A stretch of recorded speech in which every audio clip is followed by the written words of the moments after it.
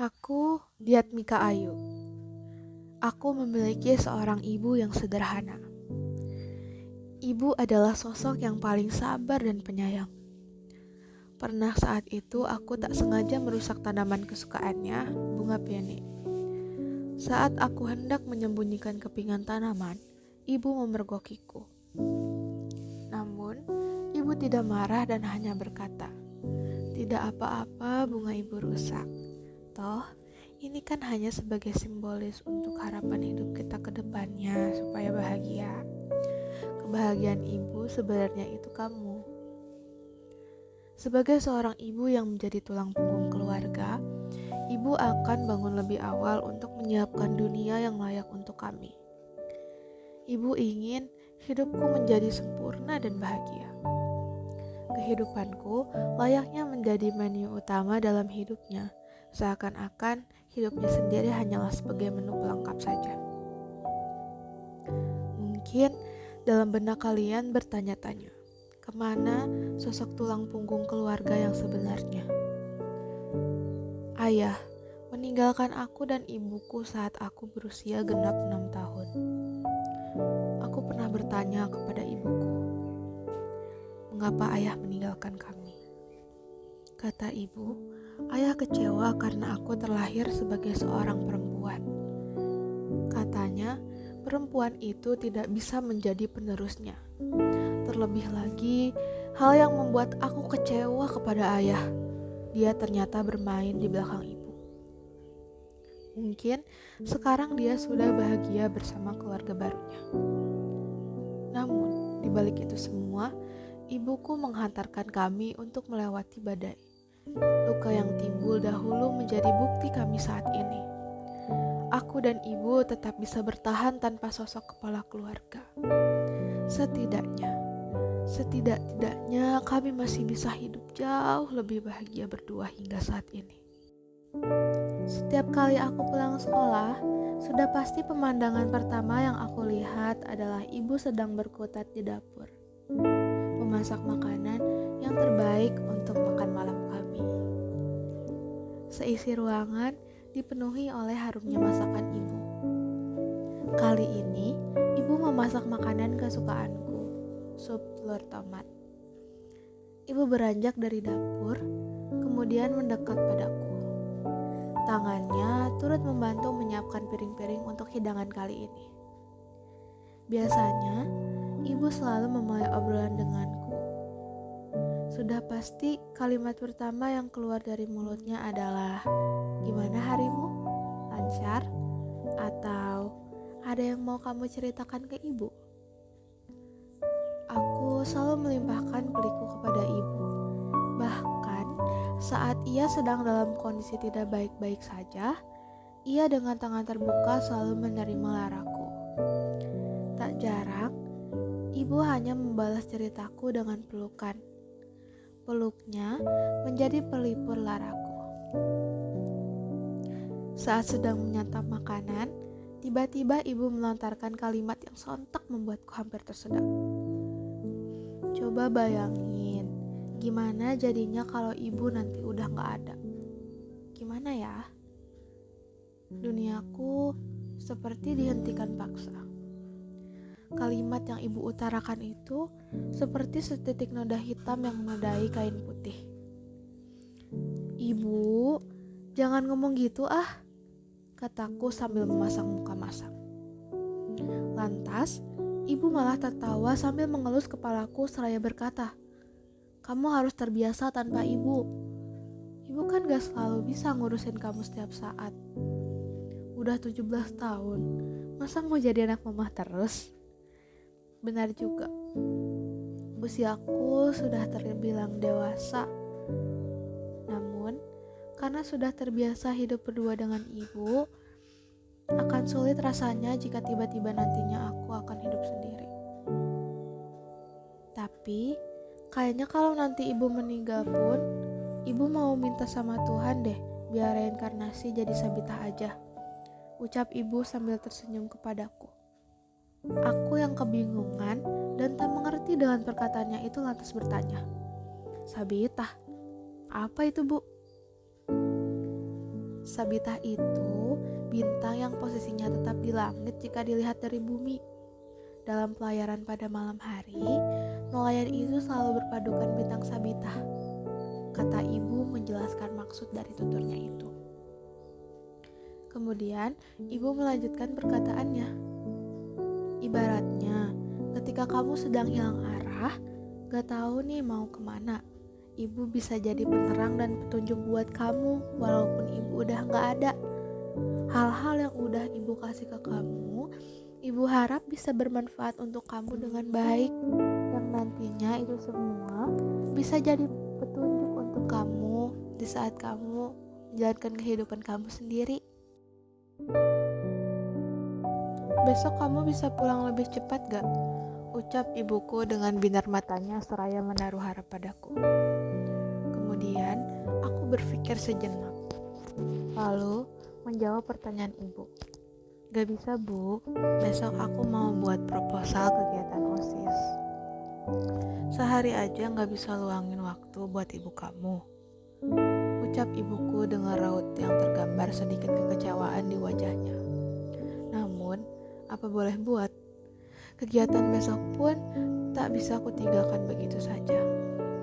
Gak bisa bu, kegiatan besok memang sudah aku rencanakan. Tidak bisa aku undur lagi. Lagian sudah mendekati deadline, ucapku kepada ibu. Lalu, karena aku tahu permasalahan ini akan terus berlanjut, akhirnya aku pun memutuskan untuk pergi ke kamarku. Beberapa saat kemudian, aku merenung. Apakah aku salah berbuat demikian? Akhir-akhir ini, jadwalku memang sangat padat. Bahkan, bisa dibilang jarang berada di rumah. Aku melakukan ini semua bukan tanpa alasan, tapi aku ingin mendapatkan pengalaman, membuktikan kepada orang yang dulu pernah meremehkanku bahwa aku bukan orang yang seperti mereka katakan.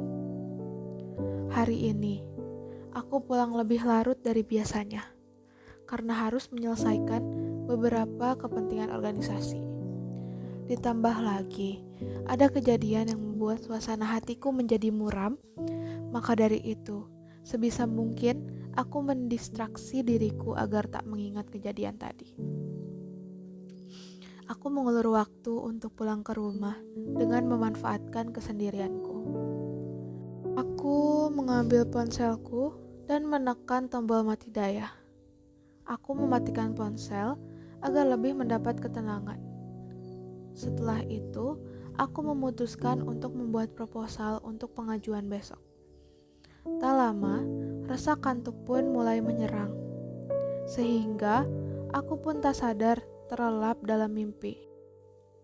Tiba-tiba, dering ponsel memecah keheningan. Ada panggilan dari nomor tak dikenal.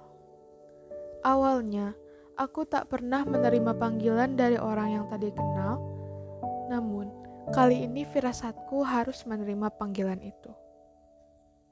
Apa benar dengan anaknya Bu Mita? Iya, benar. Dengan siapa? Jawabku dengan ragu sekaligus khawatir. Aku takut terjadi sesuatu terhadap ibu. Ini Bude Intan, temannya ibu kamu. Tadi Bude kan datang ke rumah dan menemukan ibu sudah tak sadarkan diri di dapur. Ponsel yang tadinya aku genggam dengan erat kini terlepas dari tanganku. Pikiranku kalang kabut begitu mendengar kabar tak mengenakan itu. Barang milikku kumasukkan dengan asal ke dalam tas. Masa bodoh, yang aku pedulikan saat ini hanyalah ibu, dan ibu. Lantas, aku bergegas pergi. Sepanjang perjalanan menuju rumah sakit, aku merapalkan doaku, memohon kepada Tuhan agar ibu diberikan kesempatan untuk tetap hidup bersamaku. Sekarang, yang hanya aku bisa lakukan hanyalah berdoa dan menangis. Aku benci bau rumah sakit. Aku benci segala hal yang berkaitan dengan rumah sakit. Tapi nyatanya, sekarang aku berada di sini. Tidak semua suka bersanding cita, dan tidak semua ingin terwujud nyata. Hal yang selama ini aku takutkan benar-benar terjadi. Kini, aku mengamati sosok yang aku sayangi terbaring tidak bernyawa di bangsal rumah sakit. Ingin rasanya aku memutarbalikkan waktu. Aku ingin menghabiskan waktu lebih banyak dengan ibu.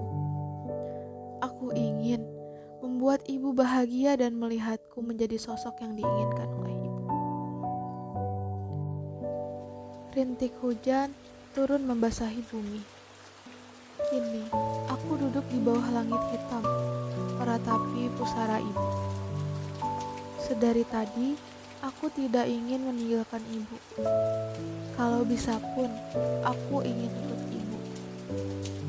Duniaku tuh ibu, tidak ada satupun yang bisa menggantikan sosok ibu. Aku tidak tahu harus bagaimana lagi. Hidupku sudah seperti bergantung kepada ibu. Satu-satunya hal yang kupunya adalah ibu. Sedari kecil, ibu yang selalu mendampingiku. Tak pernah terbayangkan jadinya hariku tanpa ibu. Rumah akan menjadi sepi, tidak ada lagi masakan ibu. Tidak ada lagi yang akan menyambutku dengan hangat setiap kali aku pulang ke rumah. Semuanya akan terasa hampa. Saat sedang meracau, tiba-tiba aku merasakan kantuk menyelimuti diriku. Hilir angin seperti menyihirku sedikit demi sedikit, sehingga aku menutup mataku karena sudah tak tahan lagi.